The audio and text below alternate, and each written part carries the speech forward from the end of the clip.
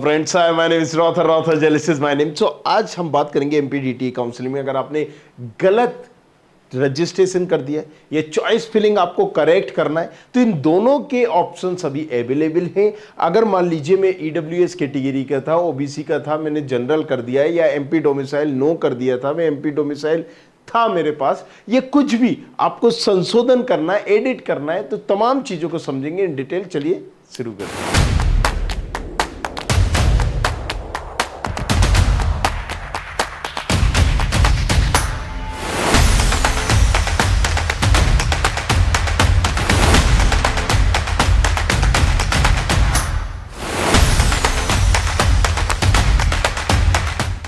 तो अगर हम बात करें यार, देखो एडिट रजिस्ट्रेशन की, ये पहले ऑप्शन नहीं हुआ करता था, लेकिन बहुत सारे बच्चे कई बार क्या करते हैं कि एमपी ऑनलाइन से दूसरी जगहों से भरते हैं और वहां पर जब रजिस्ट्रेशन का मतलब क्या होता है कि आप अपने बारे में बताइए। तो अब वहां पर अगर एक सवाल पूछा जाता है, मान लीजिए आप एमपी डोमिसाइल है, आपने कह दिया नहीं हम एमपी डोमिसाइल नहीं है, तो इसका मतलब क्या है, अगर आपने एमपी डोमिसाइल नो कर दिया तो 90% जो सीटें रिजर्व हैं वो अब आप उसके लिए एलिजिबल ही नहीं है। अगर आप एससी कैटेगरी के हैं और अगर आपने वो कैटेगरी नहीं डाली तो जो ब्रांच जनरल कैटेगरी में 50,000 पे क्लोज हो जाती थी वो एससी एसटी कैटेगरी में 2 लाख पे क्लोज होती थी। तो बहुत सारे इसके ड्रॉबैक होते हैं। अब कोई सैनिक कोटा है या दूसरा आपके पास फ्रीडम फाइटर कोटा है, XYZ कोटा है, तो ये सारे एडिट आप कर सकते हो। इसके लिए करना कुछ नहीं है, यहाँ पर ऑफिशियल वेबसाइट पर ही हमें जाना है, एमपीडीटी लिखना है, इस तरह का पेज खुलेगा, graduate program, bachelor of technology, apply counselling. यहीं पर आप देखेंगे कि रजिस्ट्रेशन की डेट कब थी, 13 जून से 25 जुलाई, कल तक। अब हमने log in for choice filling मतलब 5 जुलाई से 29 जुलाई तक, 3-4 दिन बाद तक हमारे पास टाइम दिया है।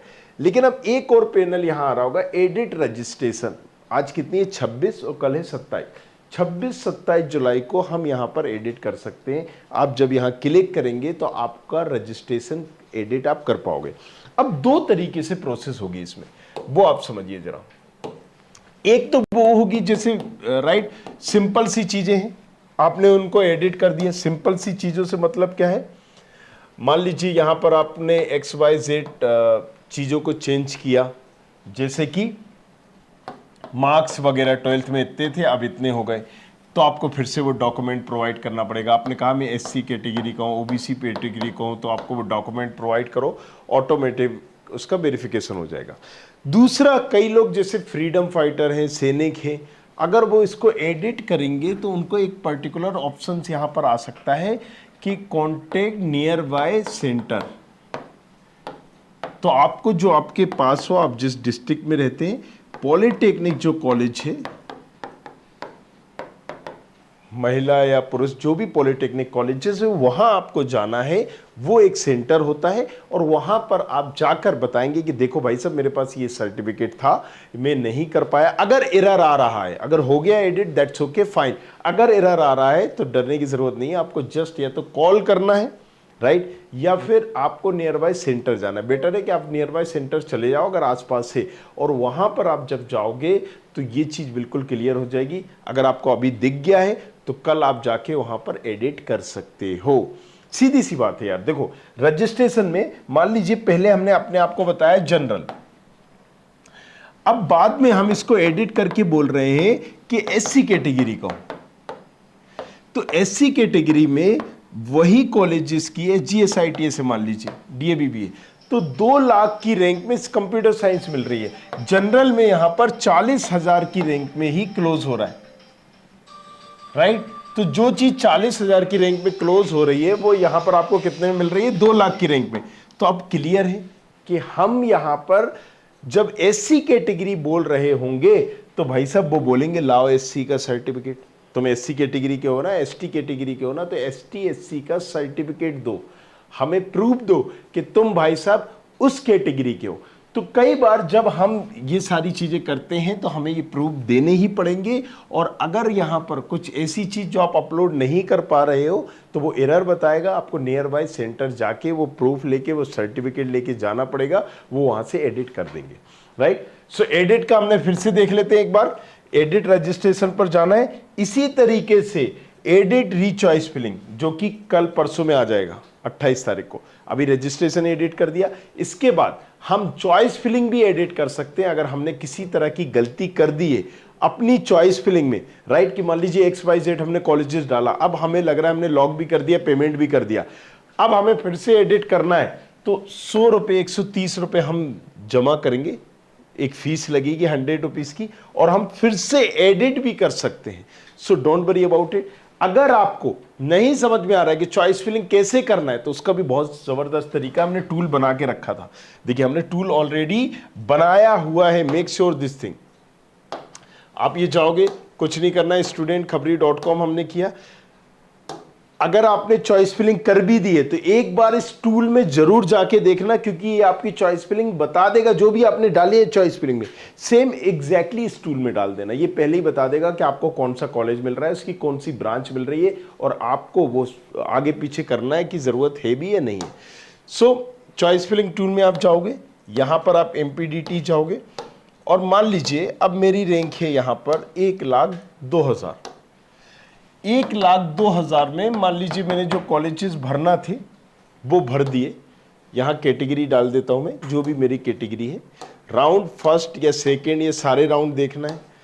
तो मान लीजिए मैंने HGS ITS का CS डाला, DAVV का डाला, IT डाल दिया मैंने, EI भी डाल दी, CS भी डाल दी, ET भी डाल दी, EE भी डाल दी। अब मुझे ये कि EE मुझे मिल पाएगी या नहीं मिल पाएगी, राइट। माधव की CS मिलेगी नहीं मिलेगी। अब देखिए जैसे ही मैंने यहाँ पर मैकेनिकल डाला तो शायद मुझे मिल सकती है HGS ITS की मैकेनिकल, राइट। माधव की IT डाल दी, यूनिवर्सिटी RGPV की CS डाल दी, राइट। यहाँ पर DAVV इंदौर की मैकेनिकल डाल दी, तो मैकेनिकल का चांस है जैसे कि मैंने बताया, राइट।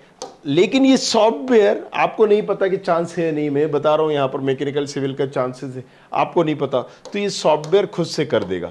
मैकेनिकल सिविल मिलेगी या माधव की CSD का चांस है, राइट। यहाँ पर माधव की AI का चांस है, AIML जो है पर्टिकुलर उसका चांस है। हमने यहाँ पर अगर मान लीजिए XYZ LNCT की EC डाल दी मान लीजिए, तो ये मिल जाएगी। अब मैंने गलती से ही डाली, लेकिन क्या होगा, मुझे पक्का यही मिल जाएगी।